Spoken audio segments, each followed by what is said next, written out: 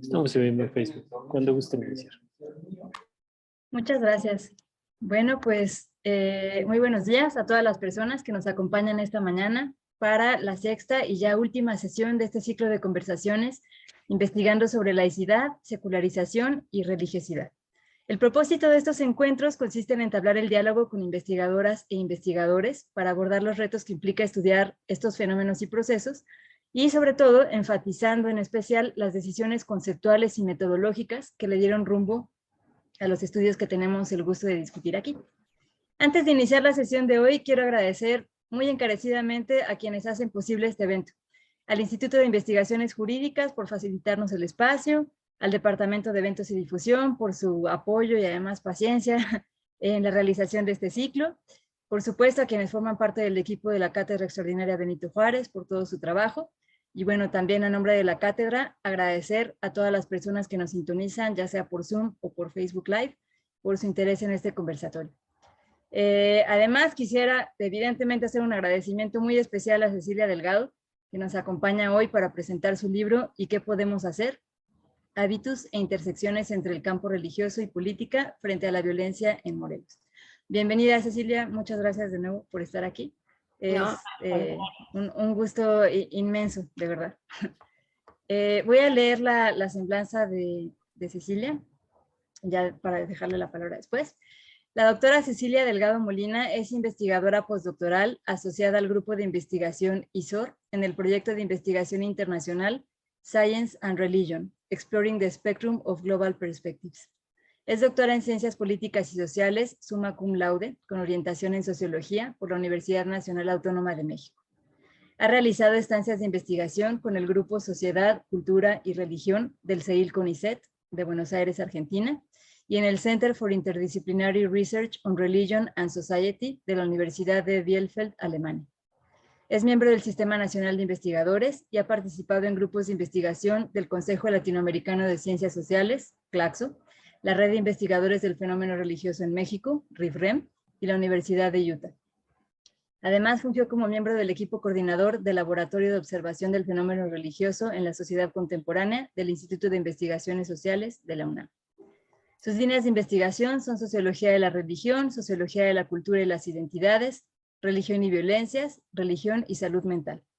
Entre sus publicaciones más recientes se encuentran Modelos Culturales de Mujeres Católicas de los Activismos Conservadores en Argentina, de 2018, El Campo Religioso y sus interacciones con el campo político en Morelos, Propuestas y Retos para su Construcción, también de 2018, Estudiar el Fenómeno Religioso Hoy, Caminos Metodológicos, que coordinó en conjunto con Karina Bárcenas y Hugo José Suárez, de 2019, y, por supuesto, el libro que nos trae aquí hoy, ¿Y qué podemos hacer?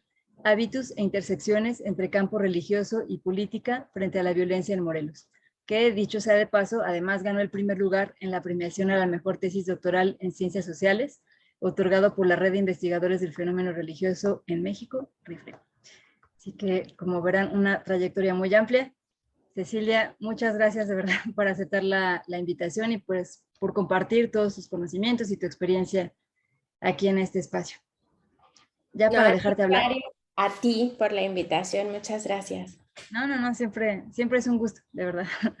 Ya para dejarte hablar ahora sí, nada más quisiera hacer una pregunta que pues es muy general, pero que me parece que es de utilidad para que quienes nos están escuchando conozcan cuál es el núcleo de tus reflexiones. Digamos, el tema central de tu libro es la violencia en el estado de Morelos, pero en particular la respuesta de las personas creyentes y de la Iglesia Católica frente a ese problema.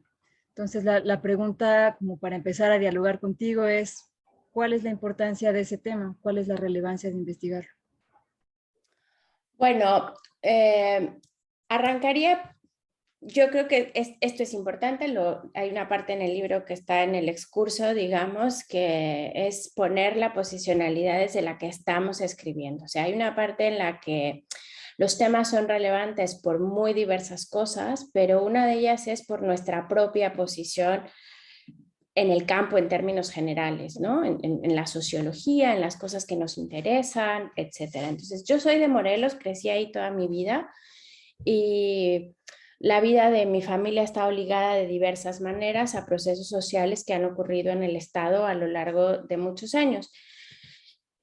Yo hago una reflexión sobre esto y lo que implica para mí lo que estaba pasando en el Estado de Morelos. Como en todo el país, el Estado de Morelos particularmente ahí diría que a partir del 2010 lo que vamos a ver es una explosión de la violencia social a partir de que la Marina entra a acribillar a los hermanos Beltrán Leiva, al hermano Beltrán Leiva en la ciudad de Cuernavaca, y esto va a desatar una ola de violencia que realmente va a destruir en una buena medida también la economía del Estado, porque el Estado dependía en una buena medida tanto del turismo como particularmente del turismo extranjero, porque había muchas escuelas de español que eran como el espacio donde la principal fuente de ingresos en una buena medida quienes estaban ahí de manera cotidiana cada año. Entonces, esto, digamos, realmente provoca una crisis social en el Estado. Y luego a partir del 2012 lo que yo empiezo a ver son una serie de iniciativas emanadas de la Iglesia Católica. Y empiezan a aparecer, por ejemplo, unas cosas que se llamaron los centros de atención a víctimas de las violencias, luego empezó a aparecer un programa sobre escuelas libres de violencia, empecé a ver comités vecinales que estaban asociados a parroquias, que eran comités de seguridad.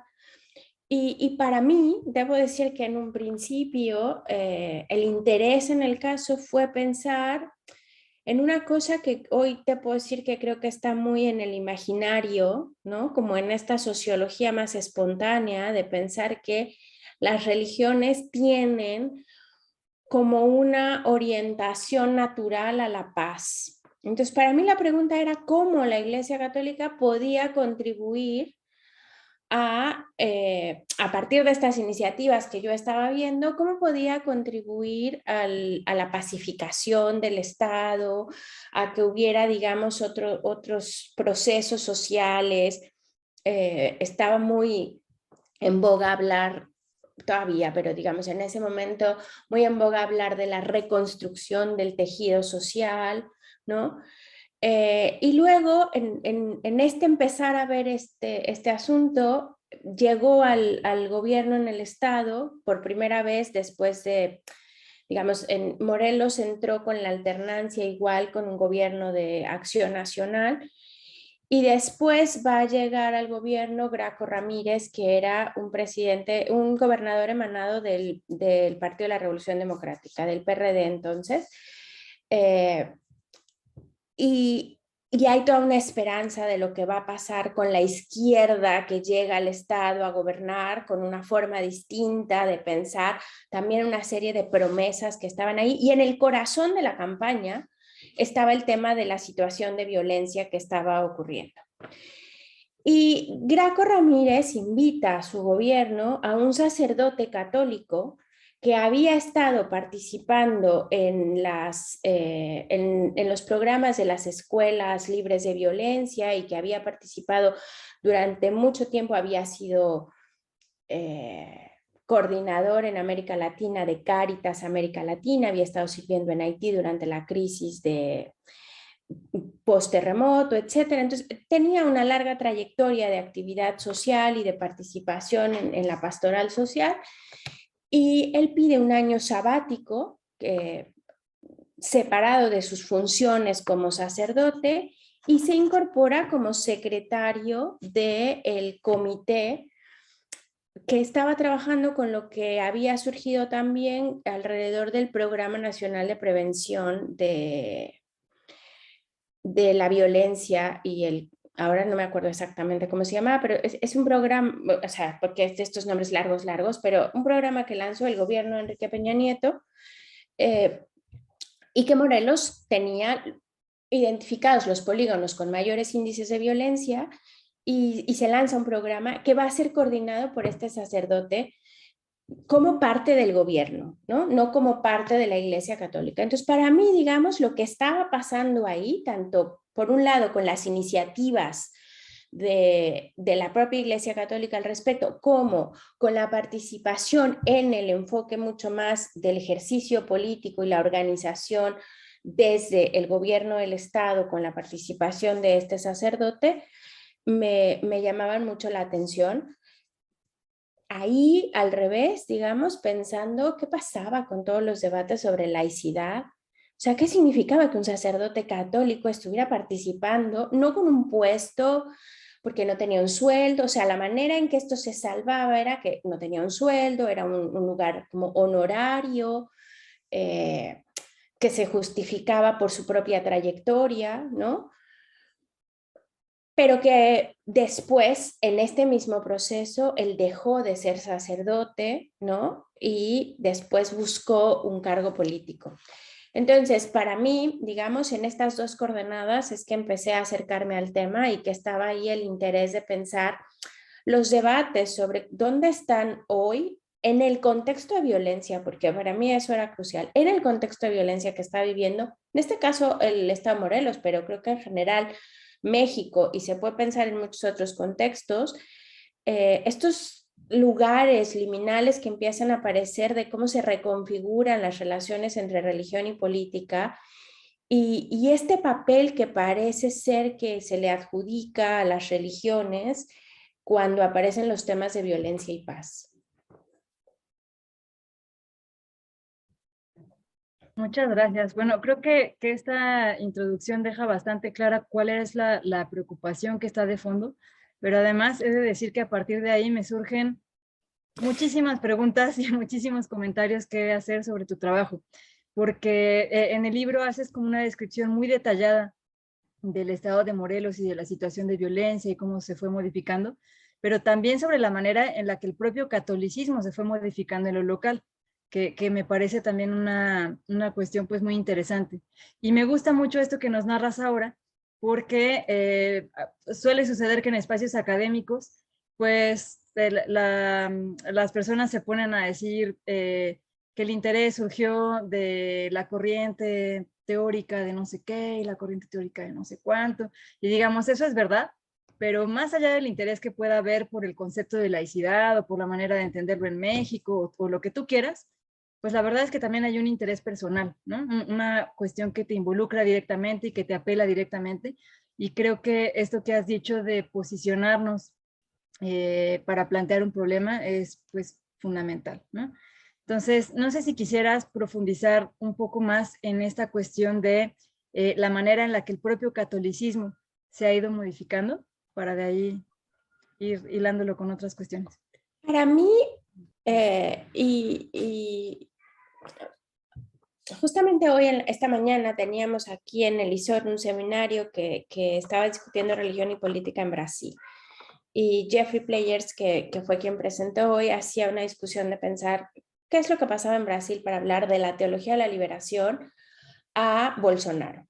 Y él es especialista en movimientos sociales, no en religión, y justo venía a dialogar con nosotros para pensar como desde la sociología de la religión, cómo pensábamos estos procesos. Y yo recuperaba lo que hago en el libro porque me hace total sentido. Para mí, que un sacerdote católico estuviera participando en el gobierno de izquierda, que particularmente hay como toda una idea de una izquierda secularizada, secularizante, que en términos de la emancipación va siempre asociada a la idea de que la religión deja de ser importante y que los derechos van de alguna manera separados de este proceso, etcétera. A mí me llamaba mucho la atención que un gobierno de izquierda trajera a un sacerdote católico a ser parte de toda la estrategia frente a la violencia. Pensemos que estamos hablando también del momento en que en Morelos ha surgido el movimiento por la paz con justicia y dignidad. O sea, el movimiento de Sicilia nace en el estado de Morelos, en el contexto, en este mismo periodo del que estoy hablando. Y esta incorporación a mí me parecía inverosímil. Yo debo decir que vengo como de una formación mucho más de pensar la laicidad en términos muy normativos, y entonces yo llegué al caso pensando qué significaba en términos de la violación al Estado de Derecho en México y por qué nadie estaba haciendo un escándalo de que eso estuviera pasando en Morelos, ¿no? Y a partir de ahí fue preguntarme un poco, ¿esto es posible aquí y no lo es en otro lugar, en el propio país, por algo? Y eso me llevó a 1950, aunque suene muy loco, y a lo que me llevó es justamente a trazar la historia de las relaciones entre religión y política en el Estado, que en este caso coincide con los límites geográficos de la diócesis, que es la circunscripción católica, para ver cómo esto había ido cambiando, porque claro, para los morelenses, para las morelenses, el caso no era escandaloso, porque estábamos muy acostumbradas a la participación de la Iglesia Católica en política. Es la diócesis donde Sergio Méndez Arceo fue obispo 30 años, había participado en los movimientos sindicales, había tenido enfrentamientos, por ejemplo, con Fidel Velázquez como líder de la CTM en los 80s, en los 70s, y había impulsado lo que después quienes han estudiado movimientos sociales en Morelos, por ejemplo, hablan de la leyenda negra en Morelos, que tenía que ver con la fuerza del sindicalismo como una cuna del sindicalismo independiente que se asocia en muchos sentidos a las comunidades eclesiales de base que surgieron en estos procesos durante el obispado de Méndez Arceo.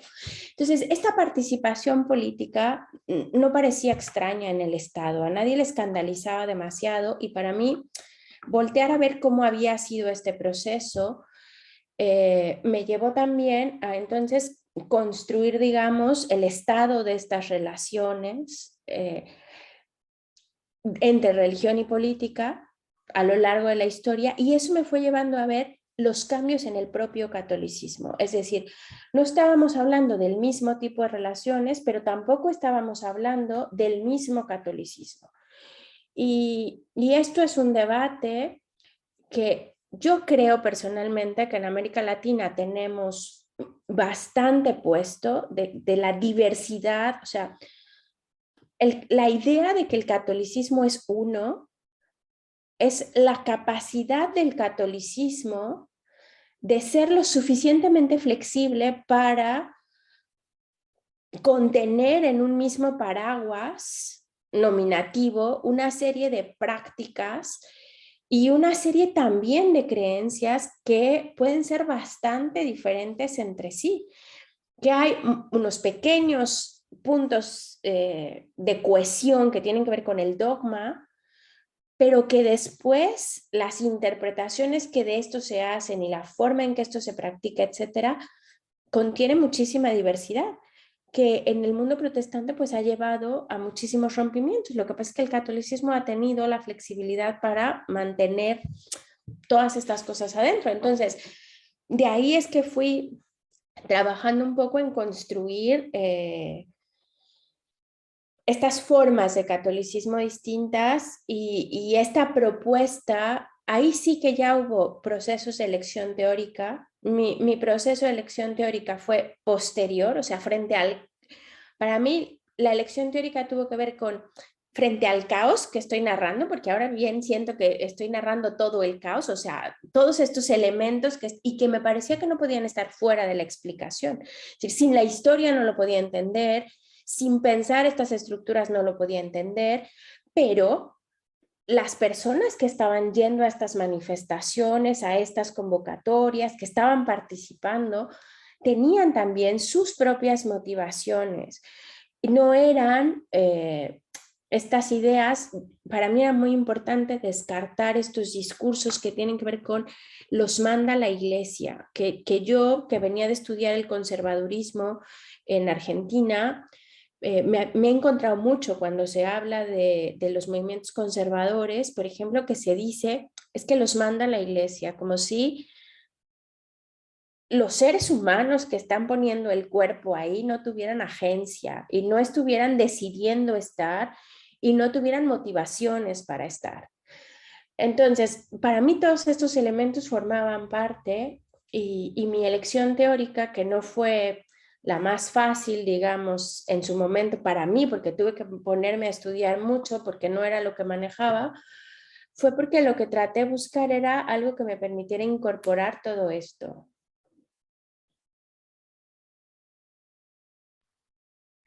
Muchas gracias. Otra vez hay otro montón de preguntas y de comentarios que me surgen sobre esto. Una que tiene que ver con las cuestiones conceptuales, sobre todo, pero creo que antes de eso quisiera regresarme un poquito a esto que nos dice sobre la elección teórica y bueno, también metodológica eventualmente, porque creo que tu obra hace aportaciones muy significativas, digamos, como en dos sentidos, ¿no? En el social, porque desgraciadamente la violencia y la inseguridad pues son fenómenos que cada vez se encuentran más extendidos en el territorio nacional y que finalmente terminan por trastocar la vida cotidiana de las personas y trastocan también las relaciones cotidianas y las relaciones con las organizaciones religiosas y con la fe y con otro cúmulo de cuestiones. Eso por un lado. Y luego por el otro, en el académico, también creo que aportas muchísimo, porque si bien hay una línea importante de estudios en torno a la violencia, pues tu estudio tiene la originalidad de estudiarla precisamente a partir de su vinculación analítica con lo religioso. Entre paréntesis, lo religioso no entendido como algo rígido e inamovible, sino como algo dinámico, ¿no? Y además de eso, planteas una perspectiva muy novedosa en la que se incorporan, por un lado, las posiciones o lo estructural, y por el otro, las disposiciones o el hábitus. O un poco pensando en esta última idea que nos decías, ¿no? Como si las personas creyentes fueran nada más receptáculos de órdenes que cumplen sin pensar o sin tener ninguna motivación de fondo.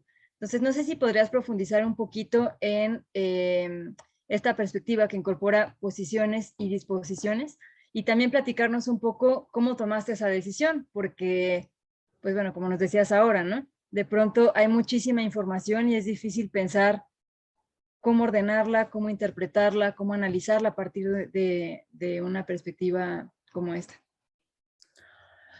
Di muchas vueltas, ¿no? El libro es la rehechura en una parte, porque sí que hay una parte que está rehecha de la tesis doctoral.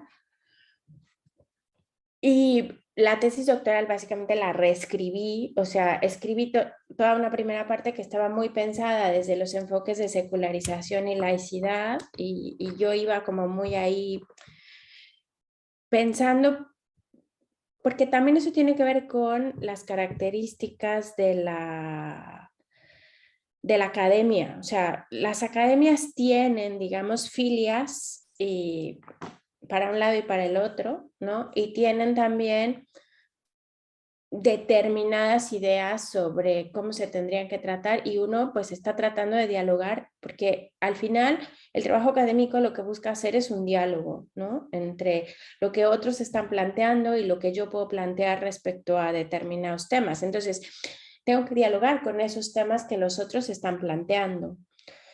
Y de ahí es que yo empecé a hacerlo desde los enfoques de laicidad y secularización, ¿no? Para pensar, digamos, cuáles eran estas reconfiguraciones al respecto. Luego, lo que tuve fue yo tenía una parte que me había importado siempre mucho sobre cómo se configuran las estructuras de sentido, por qué la gente hace lo que hace, cómo le encuentra significado a lo que hace. Y yo porque al final, para las personas, aquello que hacemos, lo hacemos porque significa algo para nosotros. Y estos significados son compartidos entre algunas personas, pero no son universales ni son uniformes aún en universos que nos pueden parecer. En eso creo que a mí, por ejemplo, una de las cosas con las que eso me ha dejado muy claro es la idea de la paz. O sea, la idea de la paz, hay mucho que debatir al respecto, digamos. Aunque nos pueda parecer un vocablo que aparentemente todo el mundo debería estar de acuerdo en lo que significa y que estaría ahí puesto, realmente no lo es. Entonces, yo venía de haber estado con estas preocupaciones sobre el lugar de las personas cuando me topé con los alemanes que estaban desarrollando una cosa que se llama el habitus análisis. Y Heinrich Schäfer y su equipo en la Universidad de Bielefeld había estado trabajando un proceso de hacer metodología con una cosa que era, bueno, a ver, hablamos mucho de hábitos cuando se habla de Bourdieu y como este concepto que a veces parece un bulldozer, o sea, como que se quiere usar hábitos para explicar todo tipo de cosas y como si el hábitus fuera también, y se le acusa de muchas cosas, porque Bourdieu es un autor que despierta mucha polaridad en algunas academias y luego se le acusa mucho de una rigidez. Yo no comparto esta idea sobre Bourdieu, pero luego entonces, cuando yo conocí al equipo alemán, porque estaban trabajando con otros equipos con los que yo coincidía, topé con esta metodología. Y una de las cosas que ahí me pasó es que yo sí estaba buscando una metodología, vamos a decir, que fuera muy estructurada, porque sabía de mis implicaciones en el tema. Entonces yo no quería producir una investigación que terminara volcando mis simpatías y mis antipatías personales, porque sí que las tengo.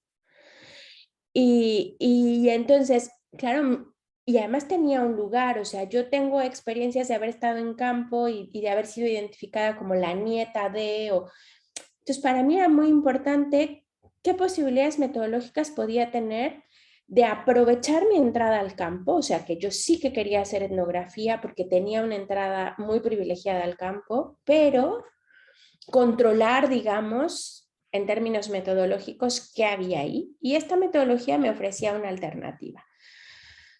Luego debo decir que eso abrió una carga de trabajo que no me esperaba, porque en la medida en que yo, o sea, yo no llegué pensando lo que finalmente tengo. No puedo decirte, es que elegí la teoría, porque no, elegí esta metodología porque me permitía pensar cómo las personas, porque lo que se pregunta en la metodología es, ¿qué es aquello que las personas identifican como más negativo? ¿A qué le adscriben estas causas? O sea, ¿por qué está pasando esto?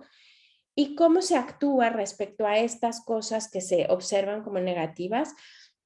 Porque al final lo que se reconoce es la idea de que el hábitus como tal es un concepto teórico que es inobservable. No es cierto que podemos agarrar una cosa que digamos, este es el hábitus. Eso no existe como tal. Lo que es observable son las prácticas. Y al observar las prácticas, también podemos observar, y aquí hay una distinción metodológica entre la lógica de la práctica, que es para los sujetos, por qué hacen lo que hacen, y la lógica práctica, que tiene que ver con lo que se explica de aquí las cosas se hacen de cierta manera.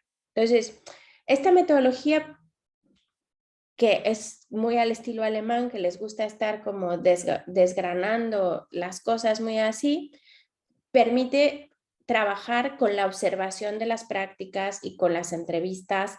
A partir de entrevistas, observar las interpretaciones y distinguir una cosa que no es fácil cuando hablamos de lo religioso, experiencia de interpretación. Y justamente en la distinción de poder ver cuál es la experiencia y cuál es la interpretación que se hace de la experiencia, es que podemos empezar a ver cuál es la lógica de la práctica.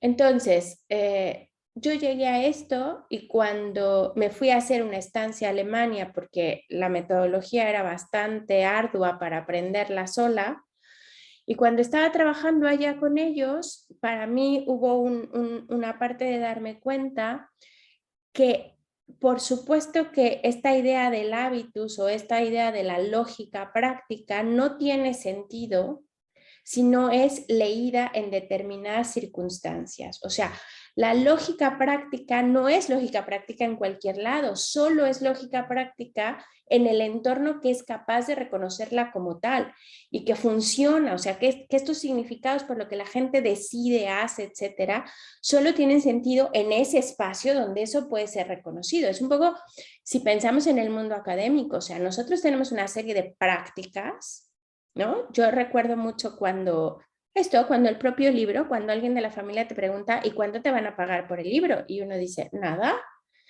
Y claro, afuera es como, ¿cómo que nada? ¿No? Y claro, en el mundo académico nos hace perfecto sentido, es una pregunta que no haríamos. Sabemos que un libro de esta naturaleza tiene otras bonificaciones, vamos a decir, pero que estas no son un capital económico, ¿no? Estas lógicas solo se reconocen al interior del mundo académico, ¿no?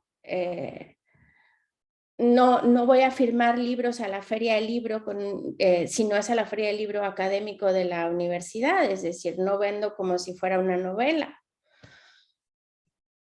Lo mismo pasa con las personas que están haciendo esto. Entonces, para mí, ahí apareció la idea de necesito explicar, en términos bourdianos, esto sería el campo. O sea, ese campo es el único que puede reconocer estas prácticas como válidas, como lógicas y como valiosas.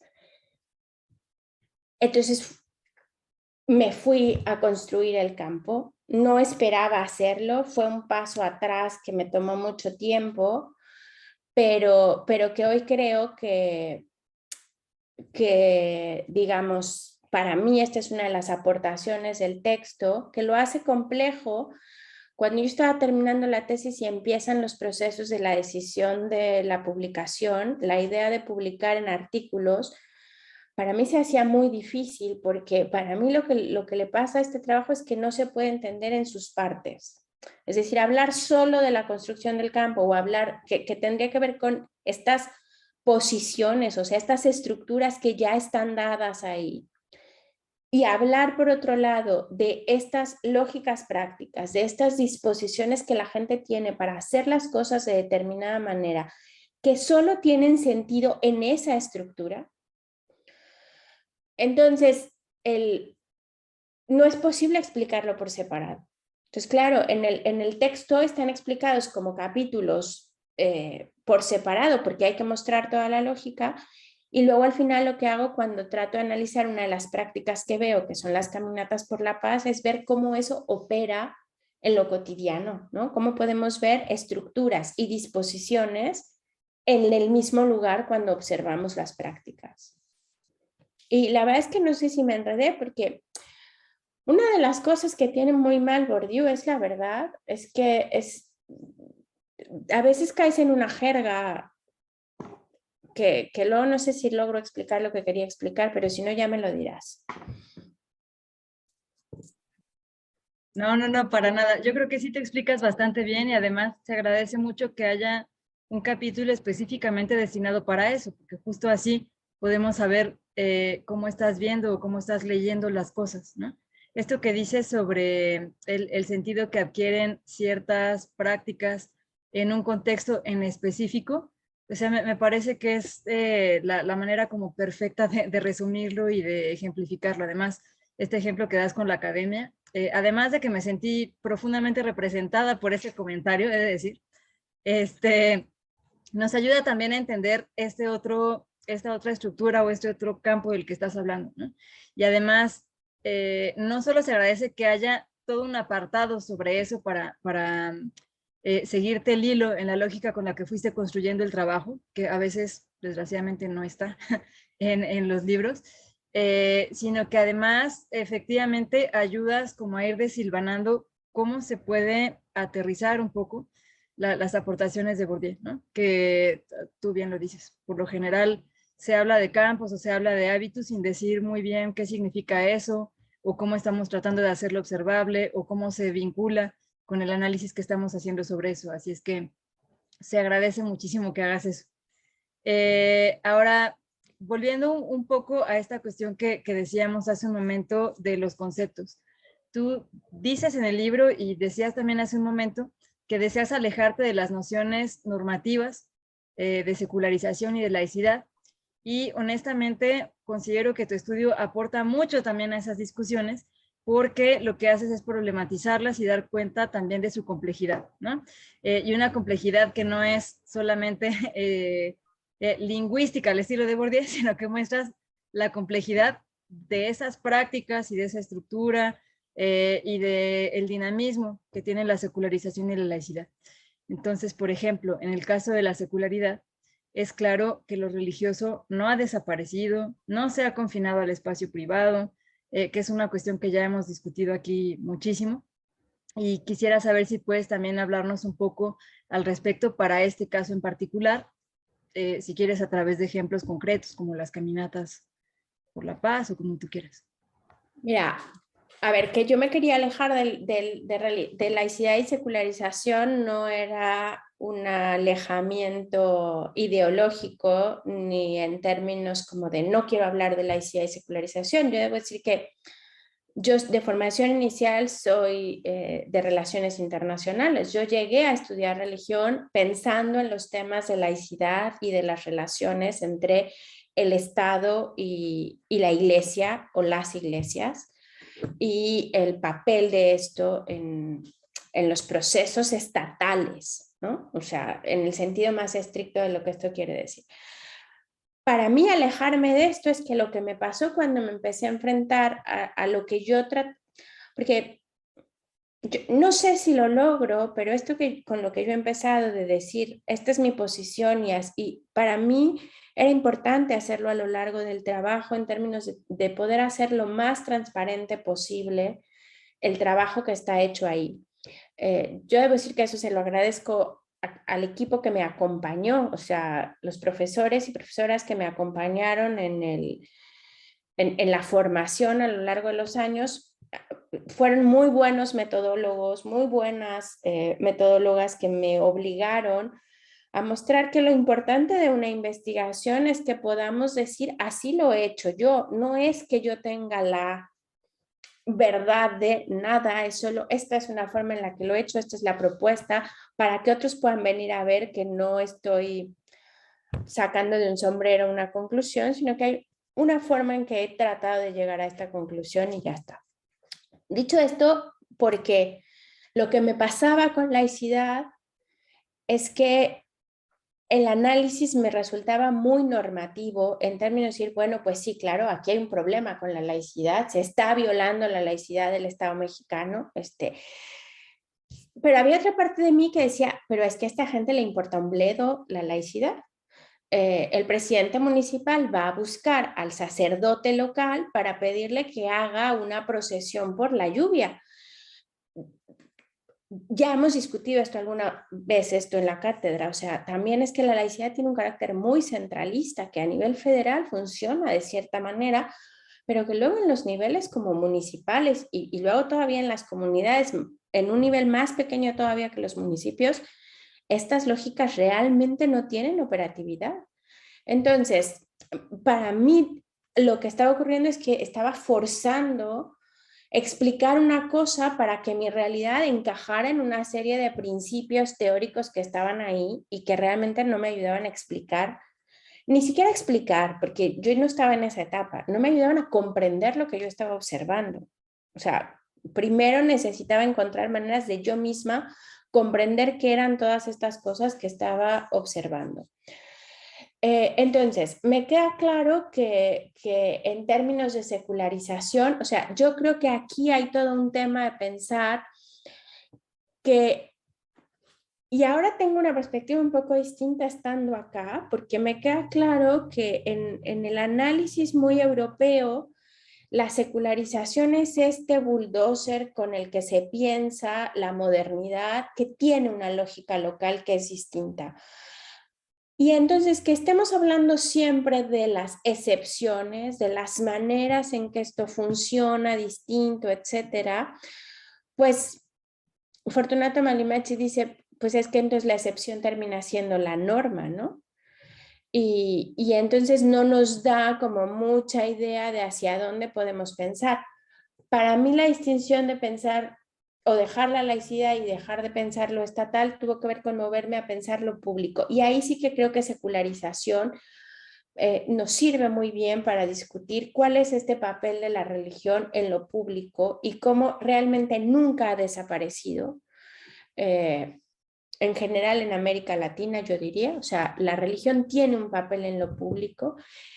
Creo que en el tema de violencia en México eso es cada vez más claro. Yo estoy viendo, por ejemplo, como el nuevo gobierno que está ya fuera del periodo que yo estudié, pero el nuevo gobierno nacional en México tiene todo un departamento nuevo en la Secretaría de Gobernación que está tratando de alentar un diálogo por la paz a través de las religiones. Tengo mucho que decir al respecto, pero no sé si es ahora es el momento y el lugar, pero no es este asumir que las religiones tienen un carácter natural para la paz, y tenemos ejemplos en todo el mundo de todo tipo para mostrar que eso no es así. Las identidades que juegan, lo que pasa es que también la idea de secularización, cuando hablamos de religión y política, puede hacernos pensar que las personas somos, por un lado, creyentes, o sea, es esta idea de la privatización de lo religioso, como si fuéramos por un lado creyentes y por el otro lado ciudadanas o ciudadanos, ¿no? Y que entonces cuando yo tengo una cosa que me preocupa, pues cuando me pongo mi blusa de creyente, rezo, y cuando me pongo mi camiseta de ciudadana, voy y reclamo al gobierno o lucho o hago activismo o lo que sea. Y lo que yo pude ver en este caso es que la gente, pues es una sola gente, que tiene todas estas identidades, todas estas preocupaciones en los mismos cuerpos biológicos. O sea, están ahí y salen a la calle, no convocados por la iglesia. Para mí esto fue una de las cosas más importantes. La gente no sale porque el obispo les diga salgan y ellos le hacen caso al obispo. La gente sale porque está muy preocupada por la situación de violencia en el Estado. Y aquí hay un espacio donde sienten que pueden hacer y decir algo. Sí es cierto que la iglesia habilita estos espacios, pero es el tema quien convoca. Y yo creo que esto es muy importante para complejizar lo que vemos respecto a laicidad y secularización, porque la idea de que pensemos las instituciones religiosas, no solo la católica, esto también podríamos discutirlo respecto a lo que pasa con las iglesias evangélicas. Las instituciones, los especialistas religiosos, o sea, los sacerdotes, los pastores, y aquí sí lo hablaré totalmente en masculino porque en general tenemos muy poca participación femenina en estos espacios de liderazgo, no son las personas creyentes. Y las personas creyentes tienen otras lógicas en las que lo religioso y sus preocupaciones tienen un lugar, pero no es lo único. Entonces, para mí lo que ocurre en las movilizaciones por la paz, la Iglesia Católica en el Estado de Morelos convoca a partir del 2015 a una serie de caminatas por la paz, les llamo. La primera caminata por la paz tuvo 25,000 personas, que en el contexto de un estado como Morelos, que es chiquitito y tal, realmente es una movilización masiva. Para mí, uno de los grandes temas fue ver qué es lo que estaba ocurriendo ahí, porque todo mundo estaba ahí y en la misma marcha teníamos representaciones donde la gente abogaba por la militarización del país como una estrategia de paz y quienes discutían la justicia social como una condición sine qua non para alcanzar la paz desde una perspectiva que se afianzaba, por ejemplo, en la figura de Monseñor Romero en El Salvador. Entonces, estas dos cosas confluían una al lado de la otra en una manifestación bajo el paraguas católico que estaba llamando a la paz. El siguiente año, que se volvió a convocar a esta marcha, había otra discusión política en el momento, que era lo que había sacado la Suprema Corte de Justicia de la Nación sobre el matrimonio igualitario y había pedido que los códigos, las constituciones locales se alinearan a esta jurisprudencia, y entonces Morelos lanzó la iniciativa de hacer este proceso. La caminata coincidió con este proceso y los temas de género, el discurso de ideología de género, el discurso de paz apareció ahí revuelto todo. Y eso tuvo un efecto. Tuvo un efecto con la cantidad de gente que se separó de la marcha y con la caída de la marcha al siguiente año. Y yo hice entrevistas con la gente que había ido el primer, el segundo año y luego no había ido el tercer año. Y había una clara oposición a que los temas de familia, de vida, de matrimonio igualitario no se mezclaran, no necesariamente porque se estuviera a favor o en contra de estas posiciones, o sea, esta no era la relación, sino porque se sentían traicionados por una institución que la caminata era por la paz, no era por la Iglesia y por toda la agenda que la Iglesia Católica pudiera tener. Entonces, yo creo que, digamos, pensar esta idea de que lo religioso tiene un lugar de lo privado, en América Latina eso no ha sido así porque además también las iglesias de diversos tipos han tenido un papel para la construcción de derechos, no solamente al revés. Y la gente no ve como una contradicción su ser ciudadana, ciudadano con su ser creyente.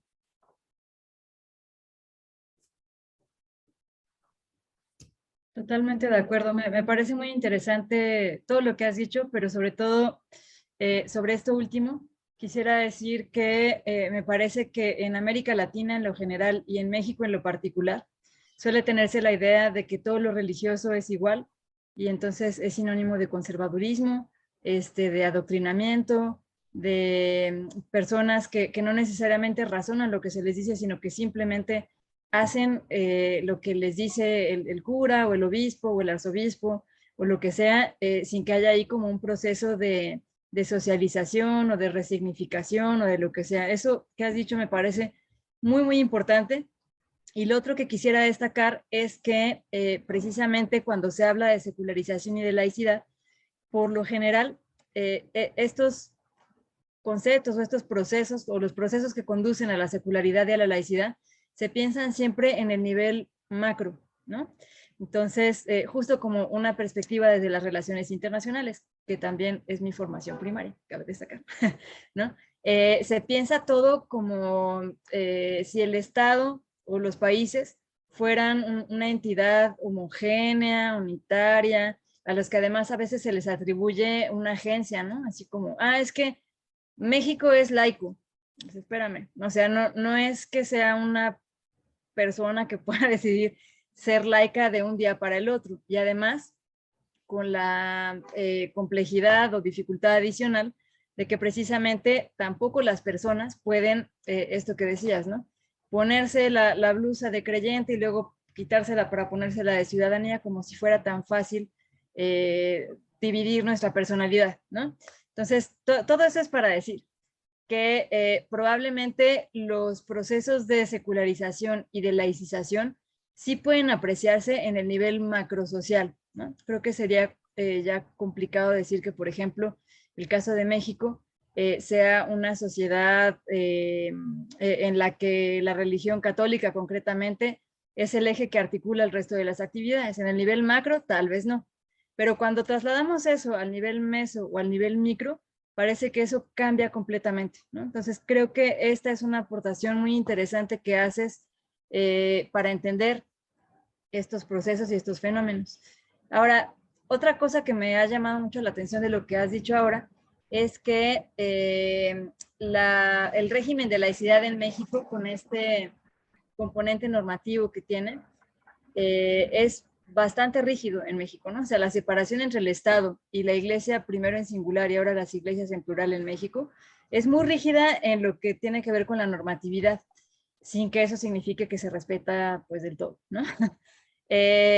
Pero lo que tú muestras es que para el caso particular del Estado de Morelos, no solamente no hay una división clara entre lo político y lo religioso, sino que los actores religiosos, ya sean iglesias o sean creyentes, entran a veces como una especie de sustituto para resolver cuestiones que el Estado pues no logra contener, ¿no? Entran para crear espacios que el Estado no procura, para resolver problemas que el Estado no ha solucionado.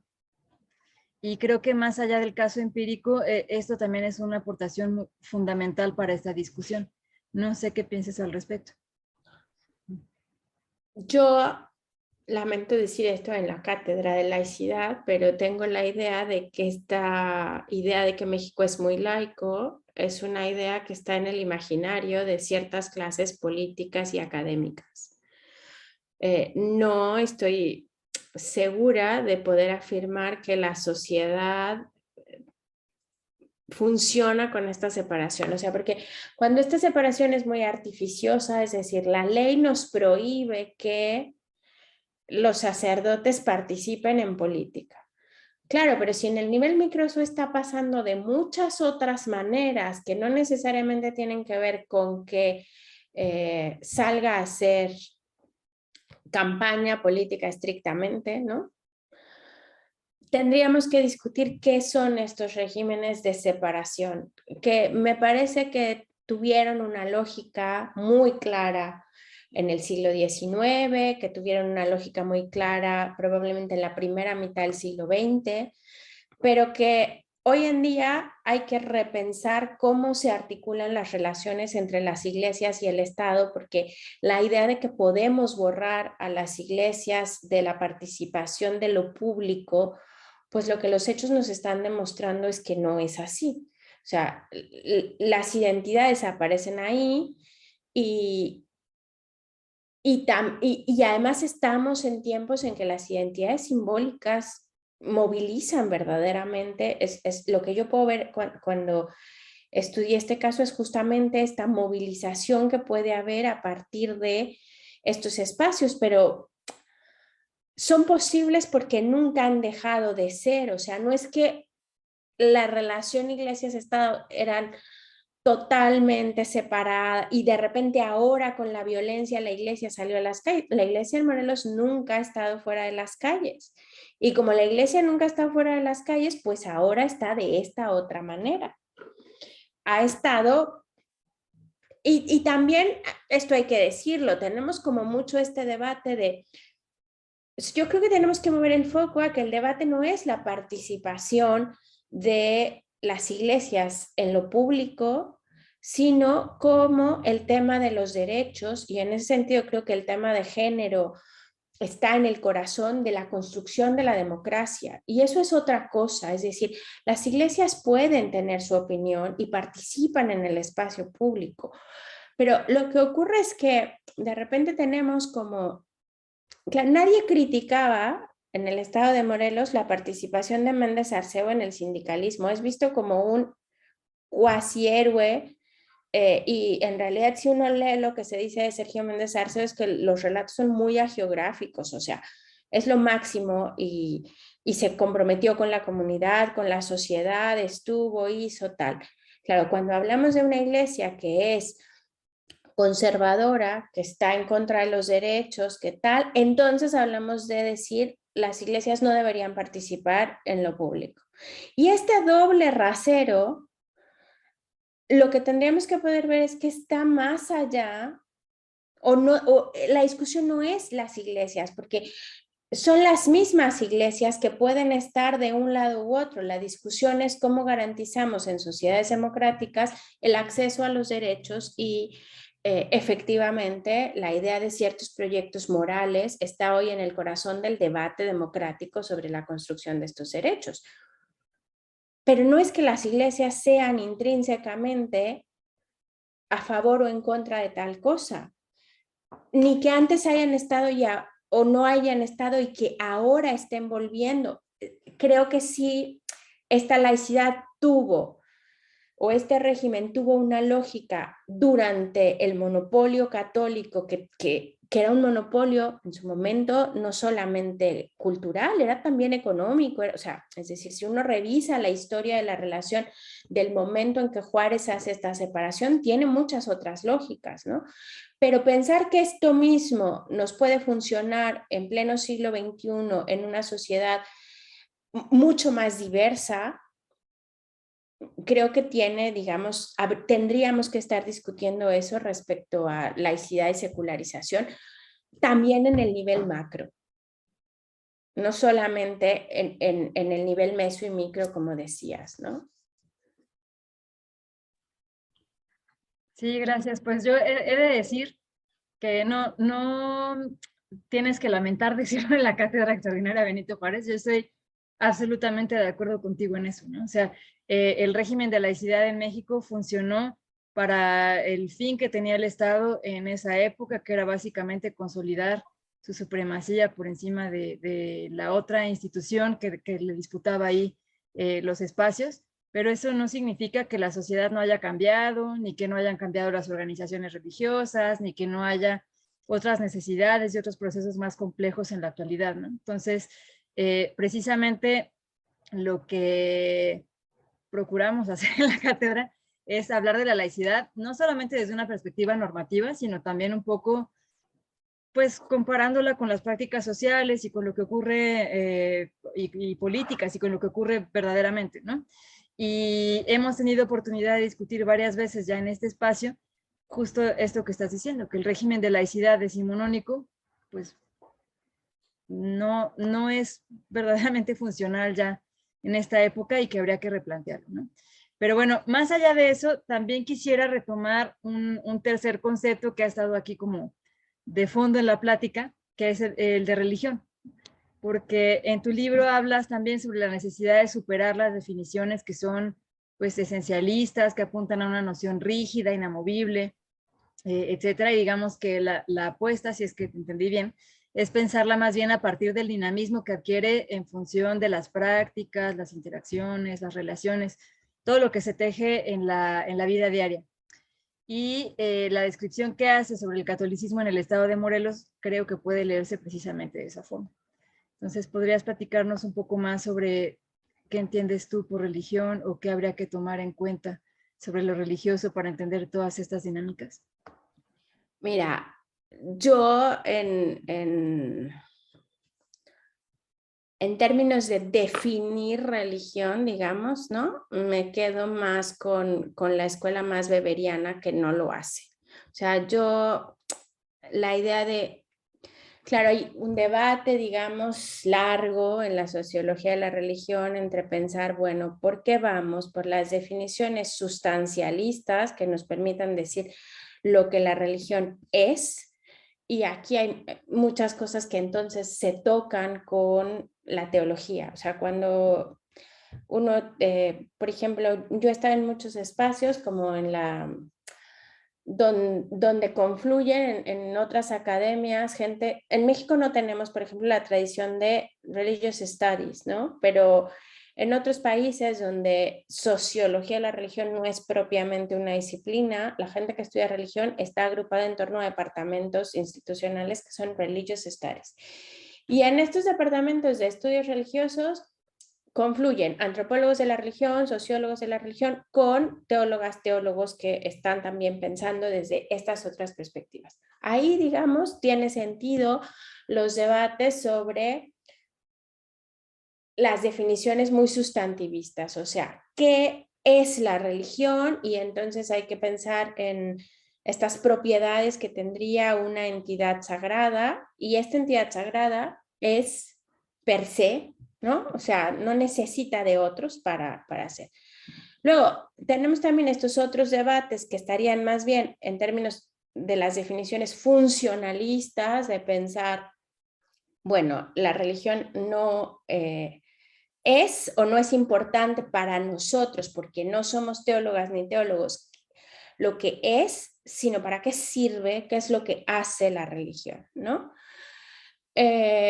Y esto, digamos, tiene también muchas cosas. Hay gente que le critica que eso permite abrir tanto la idea de religión que entonces, por ejemplo, se podría estudiar procesos como las aficiones al fútbol desde una lógica de pensar lo que implica la lógica religiosa, que no creo que es falso, digamos, creo que la sociología de la religión y en general las ciencias sociales de la religión han desarrollado una cantidad de dispositivos teóricos que permitirían también pensar otro tipo de fenómenos. Yo particularmente, digamos, no me interesó demasiado pensar en definir religión, básicamente porque yo no encuentro la utilidad de ese debate.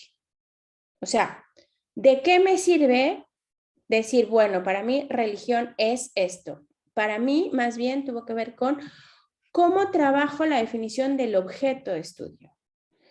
Y el objeto de estudio no es religión, el objeto de estudio tiene que ver con las prácticas. Y digamos, yo hablo de una cosa que construye Hugo José Suárez, de hablar de un modo de observación de lo religioso. O sea, lo que hago es tratar de decir cómo observo esto que es lo que llamamos religioso, a partir de qué tipo de relaciones veo esto que denominamos religioso, sobre todo enfocándome en cómo las personas creyentes encuentran respuestas religiosas en su vida diaria y cómo hay una disposición. Es decir, cuando hablamos de una disposición es que yo tengo más propensión a hacer esto que otra persona, o es más probable que yo haga tal cosa en este caso por las estructuras de sentido con las que yo he sido socializado a lo largo de las trayectorias de vida. Entonces, hay algunas personas que tienen disposiciones para dar, bueno, todas las personas tenemos disposiciones para dar sentido a nuestras prácticas, es decir, todas las personas de alguna manera u otra construimos sentido a lo que hacemos. Le damos significado a lo que hacemos. Algunas personas tienen que estas disposiciones son religiosas, es decir, pueden encontrar respuestas religiosas en la vida diaria que le den sentido a sus prácticas.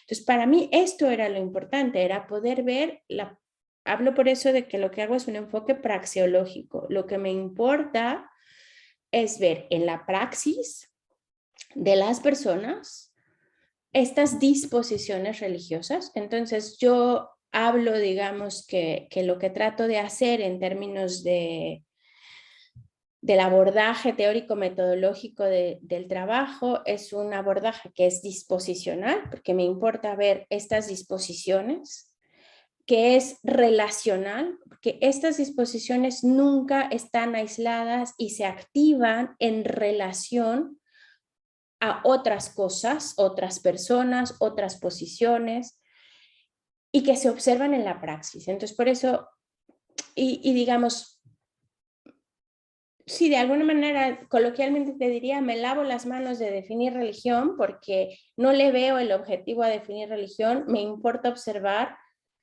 estas prácticas y concentrarme en eso. De acuerdo, gracias. Ahora, hablando justamente sobre estas prácticas, supongo que quienes nos están escuchando están ya conscientes a estas alturas de todo el trabajo que ha implicado este libro, pero digamos, más allá de lo que se ve reflejado en la obra, estoy segurísima de que debes haberte enfrentado a una buena cantidad de retos, no solamente, digamos, para pensar en cómo analizar o hacer observables estas prácticas, sino además de la propia realización del trabajo de campo, ¿no? Entonces, no sé si podrías igual narrarnos como algunos de esos episodios, cómo fue que entraste al campo, con qué problemas te enfrentaste ahí, cómo lo solucionaste, porque sé que obtener la información en el trabajo de campo es complicado, ¿no? O sea, es complicado abrir el campo de por sí. Y después sistematizar esa información y además a partir de una apuesta teórico y metodológica como la que nos están describiendo ahora, pues es un doble reto. Entonces, no sé si podrías contarnos un poco sobre eso también. Yo debo decir que la entrada al campo no me costó porque yo tenía muchas puertas al campo por mi propia, más que la mía, por la posicionalidad familiar, digamos. Yo podía jalar de varios hilos familiares que me permitieron entrar relativamente fácil al campo. Esto tuvo, por el contrario, digamos, otras complicaciones. O sea, una entrada de este tipo al campo implicó una confrontación personal en muchos sentidos. Yo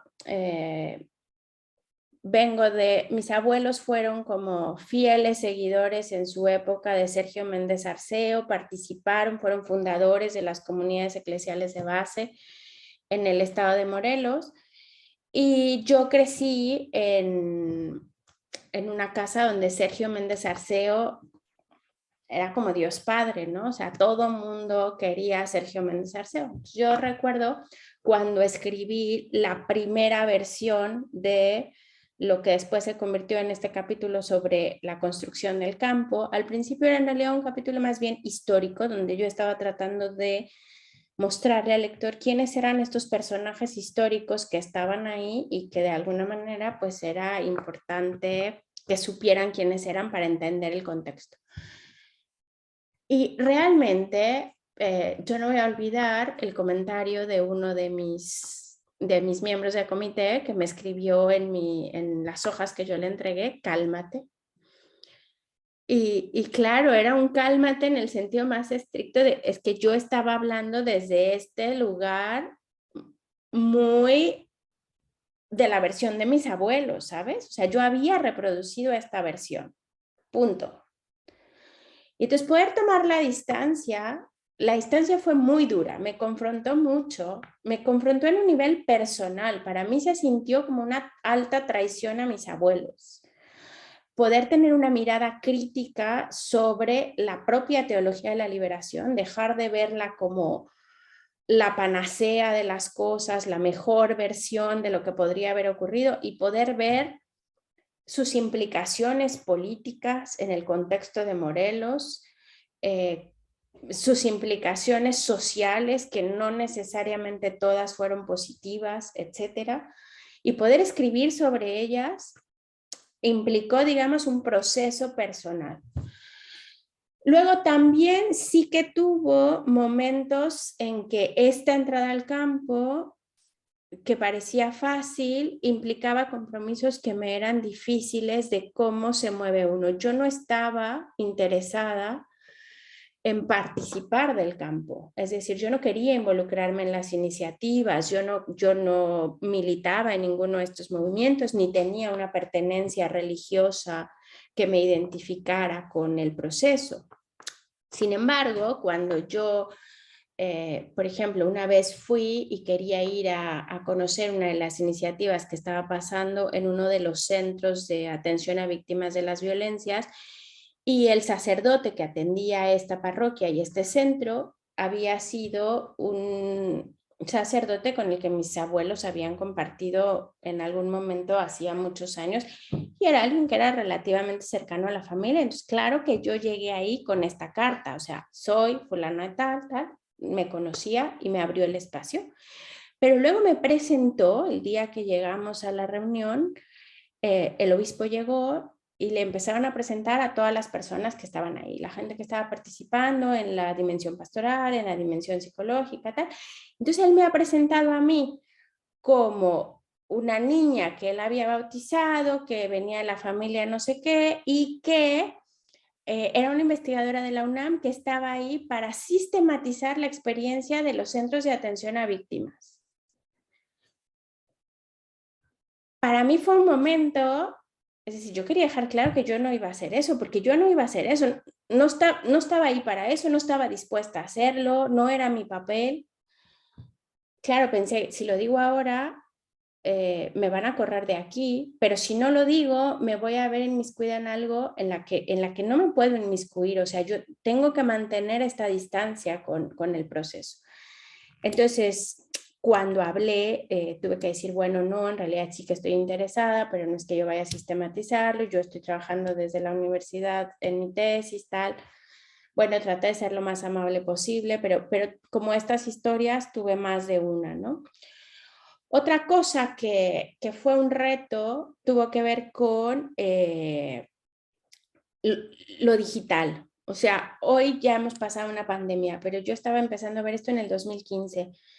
Y el gobernador y el obispo se enfrentaban en Twitter y se decían cosas y se contestaban cosas en Twitter, y yo estaba viendo que eso ocurría, pero no había todavía mucha claridad de cómo manejar esto. Entonces yo tenía claro que yo tenía que incluir Twitter en mi análisis y todo lo que estaba pasando alrededor, pero fue un reto metodológico pensar cómo se trabaja este tipo de materiales y qué se hace con ellos y de qué son indicadores, o sea, qué significan estas batallas, no lo son per se, si no se ponen en la red de relaciones de otro tipo, no tienen sentido. Entonces, lidiar con lo que esto significaba fue un reto también. Y uno que fue muy lindo como está, aunque me hubiera gustado, y no sé si un día lo haga, pero me hubiera gustado, por ejemplo, que tuviéramos formatos mucho más multimedia para trabajar el tipo de cosas que hago, tuvo que ver con la música. Cuando yo estaba trabajando el caso de construir los estados del campo religioso a lo largo de estos 70 años que hago, me topé con la música de ambos periodos y me di cuenta cómo la música era un reflejo del proceso, o sea que en los debates de los cancioneros diocesanos se reflejaban los debates de los tipos de catolicismos y que en la letra de las canciones se podía ver las concepciones de religiosidad que había ahí atrás. Luego las escuché y al final, por un periodo de tiempo pensé, pues eso no sirve porque es que como que la música no es una fuente legítima de lo que yo estaba tratando de hacer, pero me dio tantas vueltas que al final sí que hay una parte de uno de los capítulos donde muestro que todo este proceso que construyo se puede observar en la transformación de la música que se toca en la misa del obispo en catedral y que solo el objeto de la música es un objeto de estudio por sí mismo, pero me gustaría que eso se pudiera escuchar y que no solo estuviera transcrito como está ahora en el libro, pero bueno, ahí. Oye, sí, espero verdaderamente que se pueda hacer eso eventualmente, porque sí, definitivamente no es lo mismo leer que escuchar y sentir también eso que transmite la música, que es muy diferente que ver solamente pues, la letra, ¿no? Y en cuanto a los otros dos retos, híjole, me parece así como fascinante saber que vengas de una familia que haya estado en contacto con un personaje tan importante y o sea, que hayan participado de la transformación del escenario religioso y político en el Estado. Pero también me llama mucho la atención y estoy plenamente consciente de que esa especie de carga o de pasado también provoca que las personas o los sujetos con los que estás estudiando tengan como ciertas ideas preconcebidas de ti y es muy difícil salirse de eso, ¿no? También me ha pasado en un par de ocasiones, entonces entiendo y es muy complicado de resolver, la verdad. Y en cuanto a lo de Twitter, pues igual, ¿no? Me parece que es una manera de hacer visible lo que estás tú observando a partir de métodos o de maneras que no estábamos acostumbradas hasta hace relativamente poco. Así que también me parece muy valioso incorporarlo. Voy a hacerte otras dos preguntas y después vamos a dar paso a preguntas y comentarios por parte del público. Así es que si quieren ir pensándolas, pueden ponerlas en el chat, tanto en Zoom como en Facebook Live. Una pregunta que es ya como la clásica, pero que es clásica porque es muy importante, es ¿qué alcances consideras que tiene esta investigación? O sea, ¿qué permite entender, repensar, reflexionar sobre el objeto de estudio? Pero sobre todo, ¿qué nuevas preguntas surgen a partir de este esfuerzo? ¿Sabes? Toda investigación buena termina con otro montón de preguntas sobre todo lo que no sabemos y quisiéramos saber.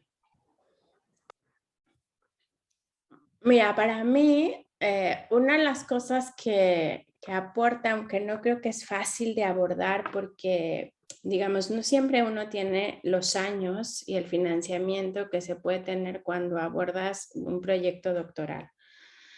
Pero creo que una de las cosas que para mí es una aportación es pensar la dimensión diacrónica de los procesos. Hoy justamente esta mañana era una de las cosas que discutíamos en este seminario que te contaba con Geoffrey Players, porque, digamos, él que hace este trabajo de pensar de la teología de la liberación a Bolsonaro, ¿no? Y yo le decía, bueno, efectivamente, cuando yo empecé a ver el 2015, 2017, 2013 en Morelos, terminé yendo a 1950, porque había una serie de procesos que son de mucha más larga data y que cuando pensamos lo religioso en términos de cultura, no solamente como en términos de una relación con estas entidades o no supranaturales, etcétera, sino en términos de una red de significados que dan sentido a las prácticas y que entonces podemos hablar entonces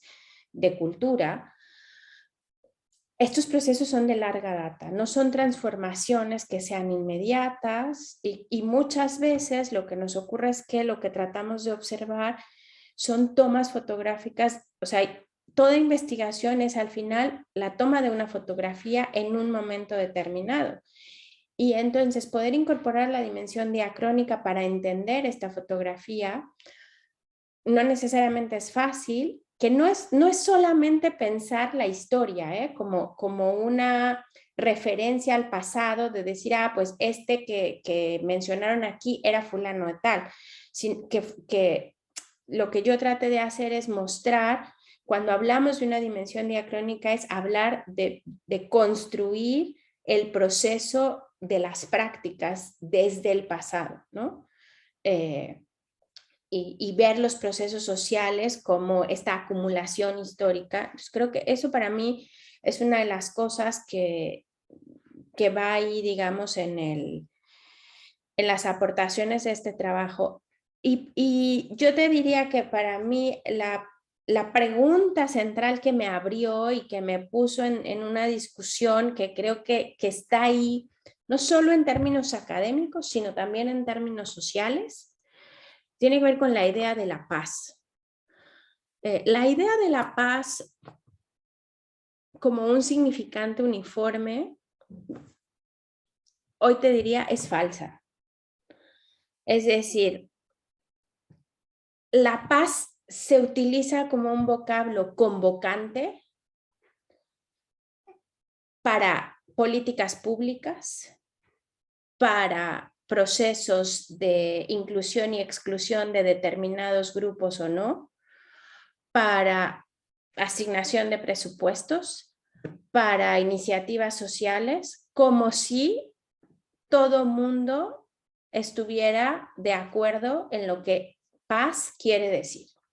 Y en mi experiencia de investigación es que los grupos involucrados, la paz es una disputa. La definición de paz está en disputa porque lo que entendamos por paz implica el tipo de política pública que se hace al respecto.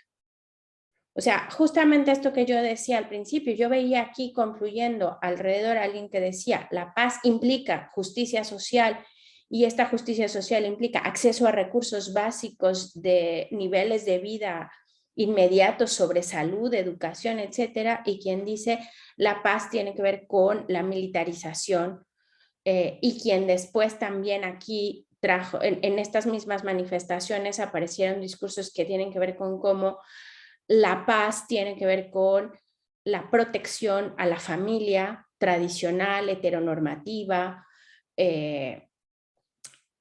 monógama, etcétera, porque este es el lugar donde, y aquí está el otro discurso que aparece socialmente ahí muchísimo cada vez, se protegen los valores, como si la idea de valores fuera una idea aséptica en la que todo el mundo está de acuerdo, son los mismos, etcétera.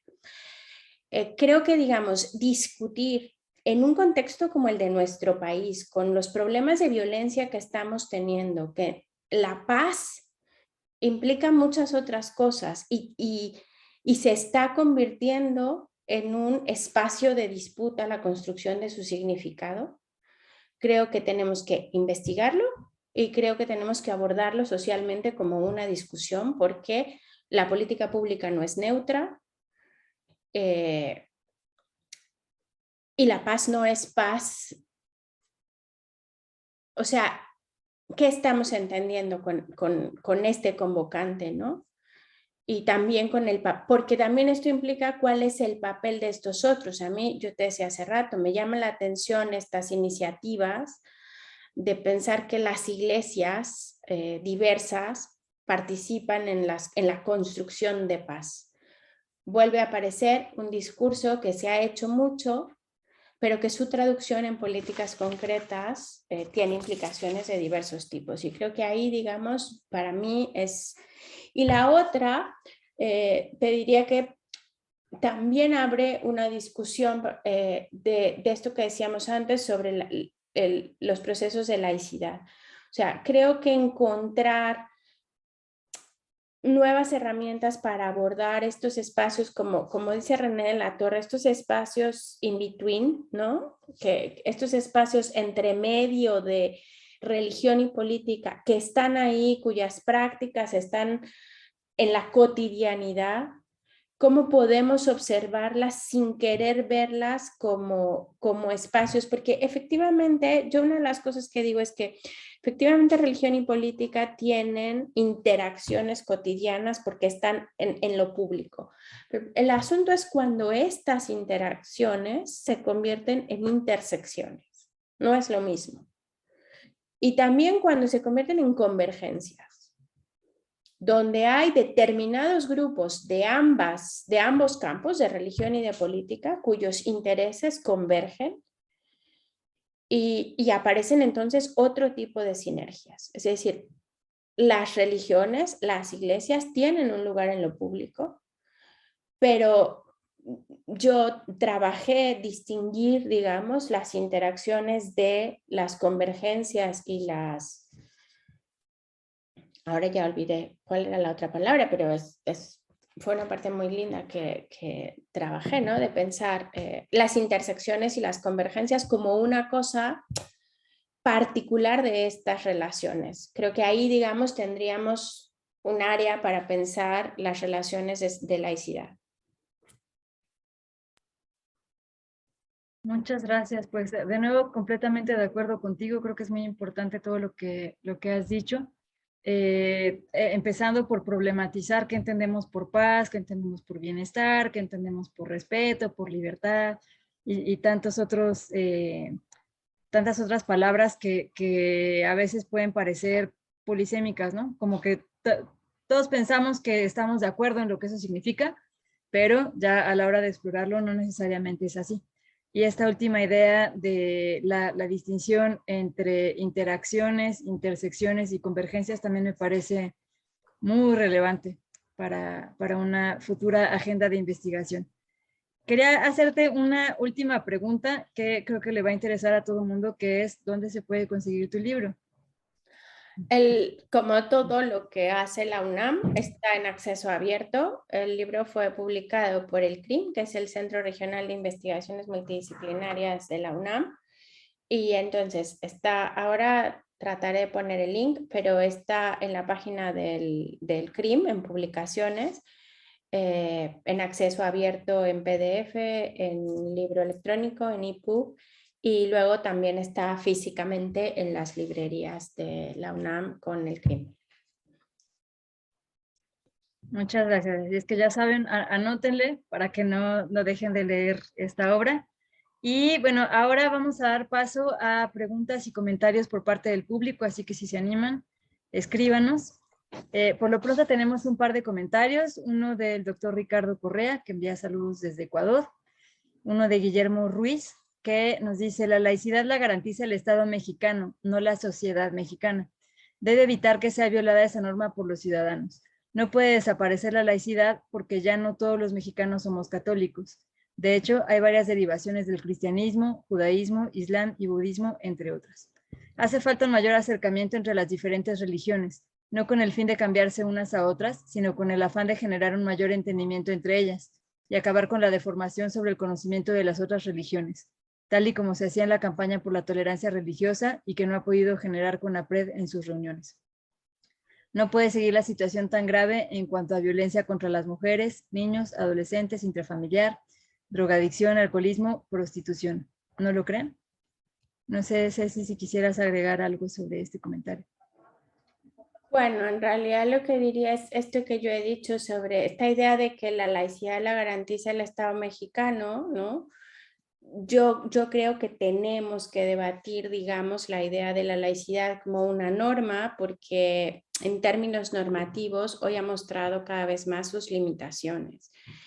Y en ese sentido, digamos, mi posición es que lo que tiene que ponerse en el debate es cómo garantizamos una sociedad que tenga acceso a los derechos en el respeto a la diversidad. Y la diversidad es religiosa, pero también es de muchas otras cosas, es decir, la diversidad sexual, la diversidad de género, la diversidad política, o sea, lo que tenemos que garantizar en términos de la construcción de una sociedad democrática es el espacio a la diversidad que garantice los derechos para todas y todos.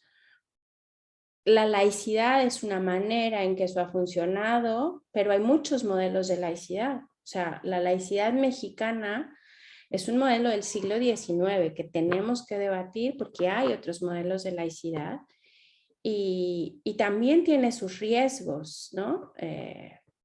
Ha servido en muchos momentos, por ejemplo, para garantizar la posibilidad de que la diversidad religiosa coexista, pero si vemos, por ejemplo, lo que está pasando en Francia con el Islam, podemos ver cómo también un modelo de laicidad muy restrictivo se puede convertir en persecutorio.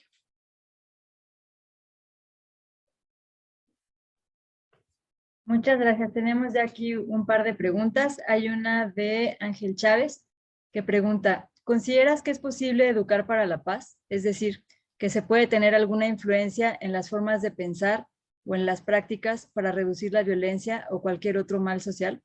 ¿Consideras que las iglesias deberían participar en esa construcción de paz? Esa es una. Y luego tenemos también una de Patricia López, que nos dice, en esta dimensión diacrónica, ¿cómo saber desde dónde partir? Considerando que hay una serie de procesos de larga data, ¿cómo decidir el punto específico para el análisis? Si quieres podemos responder esas dos y luego vamos con otras. Primero sobre la paz, digamos, la idea de la educación para la paz es sobre todo, es toda una corriente teórica y metodológica. O sea, que yo no diré no es posible educar para la paz, hay un montón de cosas que nos dicen cómo se puede educar para la paz, y esto tiene que ver con procesos que van sobre el diálogo, la tolerancia y muchos otros procesos. Ahora, que las religiones son naturalmente propensas a la paz, no lo creo. Creo que eso es un error que está de fondo en la idea de pensar que las iglesias deben de participar en los procesos de educación para la paz por el hecho de ser iglesias. No creo tampoco que las iglesias no deban participar en estos procesos por el hecho de ser iglesias. Pero es decir, lo religioso no es lo que da el carácter de estar mayor o menormente inclinado a la paz. Las religiones en el mundo nos han mostrado que también tienen la posibilidad muy fácil de estar inclinadas a la violencia y ser espacios de violencia aún al interior de las propias congregaciones, en la exclusión. Es decir, la idea de que la religión no está cruzada por los procesos sociales, eso es lo que tendríamos que problematizar. Entonces, la religión no es una cosa que esté naturalmente inclinada a la paz. La religión está cruzada por los procesos sociales de diversa naturaleza y entonces puede haber determinados grupos que podrán aportar de manera muy creativa y muy interesante a la construcción y a la educación para la paz y otros que no por el hecho de ser o no religiosos. Ahí. Luego la otra es mucho más problemática. No creo que hay un momento en el que uno pueda decir, aquí es donde, o sea, lo que tienes que voltear a ver es 50 años atrás, o 20 años atrás, o 100 años atrás.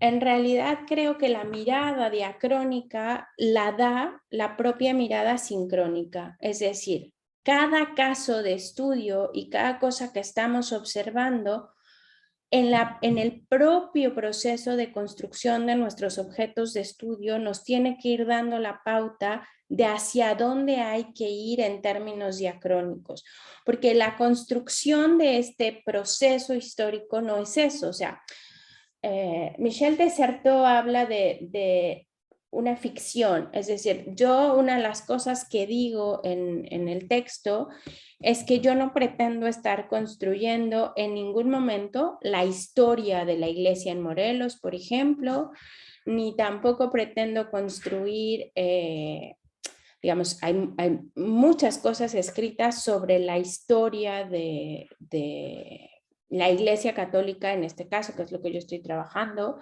en Morelos.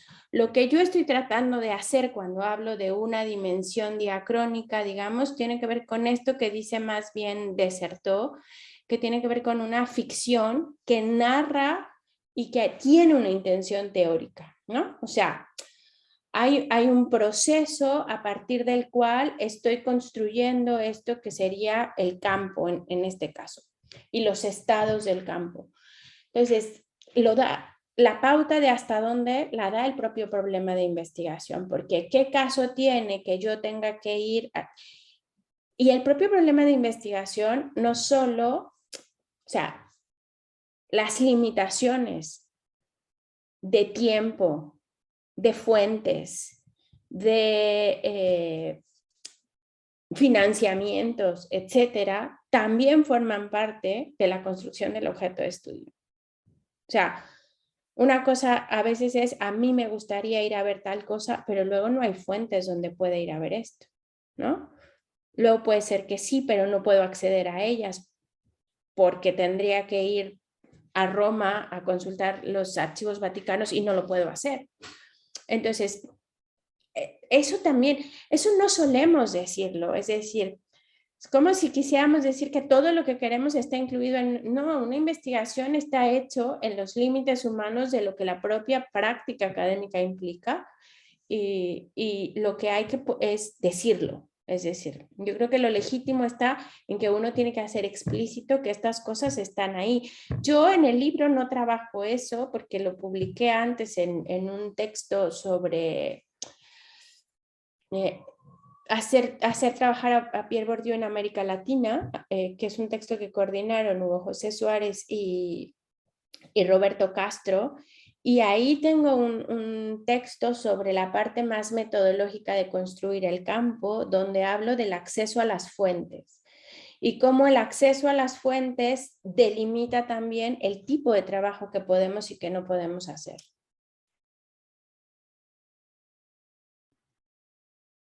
Muchas gracias. Sí, de hecho, este último que mencionas igual me parece muy relevante porque ya cuando se lee un artículo o un libro de corte académico, por lo general se piensa como que todo fue un proceso muy ordenado, que todo estaba perfectamente planeado y delimitado, ¿no?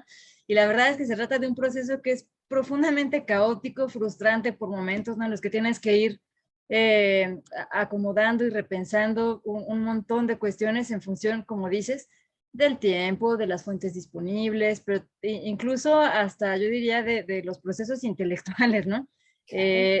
Todo se va modificando. Entonces, creo que es un comentario muy relevante, además, para este ciclo en el que justo discutimos este tipo de cosas. Hay ya algunas preguntas más. Tenemos una de Alma Rosa Balbuena Delgado. Pregunta, ¿cómo decidió escribir de un tema tan necesario y polémico? ¿Es viable abordar el tema de laicidad sin tener represalias con gobierno o con diferentes creencias? Y te voy a leer también una de Marta Rincón, que quiere preguntar actualmente cómo se está gestionando el movimiento por la paz en Morelos, este movimiento católico del que hablas en tu libro. Bueno,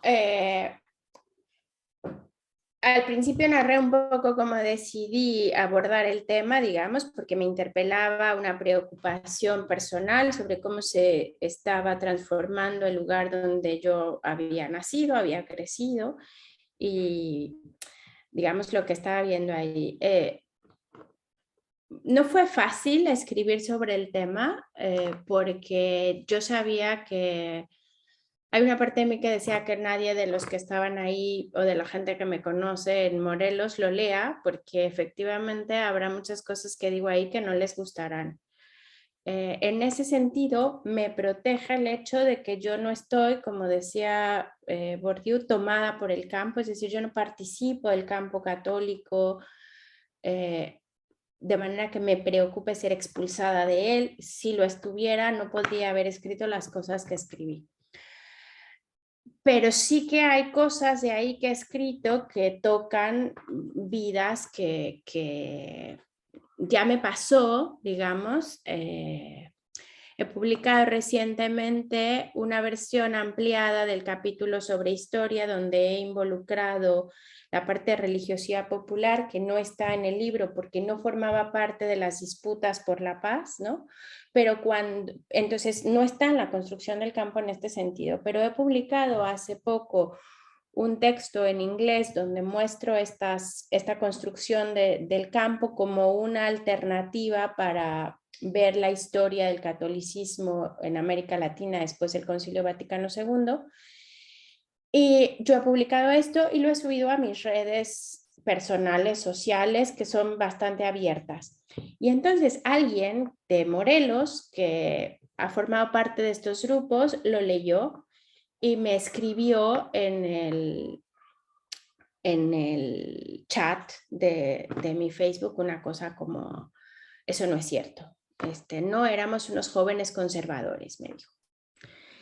Y para mí el comentario fue profundamente confrontativo en su momento porque me hizo pensar qué es lo que estaba yo diciendo que hubiera molestado tanto. Luego, digamos, agradezco esta formación metodológica porque hay que poder distinguir lo que llamamos las observaciones EMIC de las observaciones ETIC.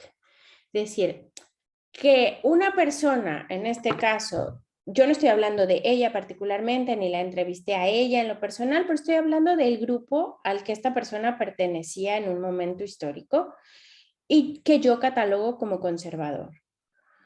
Ella puede no identificarse como conservadora y eso no inhabilita que mi observación sea válida. Mi observación tiene una serie de fundamentos que me hacen decir y que tengo que acreditar por qué estoy identificando a determinado grupo o movimiento como un movimiento conservador. Estas distinciones, digamos, son importantes y yo ahí creo que una de las cosas más importantes tiene que ver con encontrar espacios de diálogo académico donde uno puede confrontar estas cosas y reflexionar, porque no es que uno tenga las respuestas o las tenga hechas o tal. Luego, sin tener represalias con otras creencias o con el gobierno, realmente no lo sé. Luego la vida además me ha llevado a migrar ahora, o sea que hoy estoy menos expuesta en este momento por lo menos a eso. No creo nunca que lo viví así, o sea, yo no me veo en algún momento con miedo de esto, pero sí de los procesos más personales, ¿no? Y luego, perdóname que voy a necesitar que me repitas la otra que no está aquí porque no tomé nota y lo siento. Sí, no, con gusto. Y gracias por compartir esta reflexión, por cierto. La otra pregunta era, ¿cómo observas en la actualidad este movimiento católico? Perdón, lo observo poco, debo decir por qué. Uno, la primera cosa es que el momento de que termina mi investigación fue muy brutal, digamos, ¿no? Y yo, digamos, toda investigación tiene que terminar en un momento, normalmente dado por los financiamientos, por los tiempos que tengas para la tesis, por los tiempos de entrega que tengas, etcétera.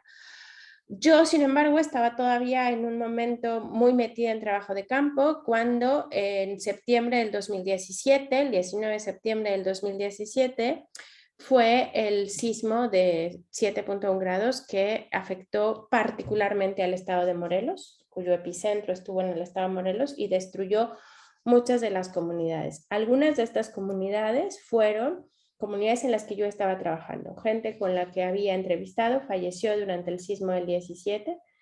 Fue personalmente un momento muy fuerte, pero también fue un momento en el que fue muy claro que tenía que cerrar el trabajo de investigación en términos de entrada al campo, porque todas las prioridades del Estado y de la Iglesia, porque la mayoría de los templos, Morelos tiene la ruta de los conventos del siglo XVI, hay muchos conventos del siglo XVI que fueron derruidos totalmente con el sismo del 17, que fueron cerrados, hubo la muerte de mucha gente al interior de los propios templos, entonces la emergencia a la que se enfrentó la Iglesia Católica en el momento del sismo transformó, por supuesto, en ese momento todo lo que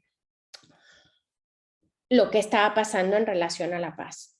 Y después de eso, sí que en 2019 hubo marcha otra vez por la paz, y yo he ido a hacer trabajo de campo porque tenía la intención de tratar de llevar esto más allá de los años que ya la había observado y de tratar de ver el proceso, pero después vino la pandemia. Entonces las movilizaciones también se desaparecieron en este proceso, y en este camino yo recibí la oportunidad de venir a trabajar a la Universidad Autónoma de Barcelona, donde estoy desde hace un par de años, y bueno, me he desconectado bastante de lo que ahora ha ido pasando con el proceso en Morelos.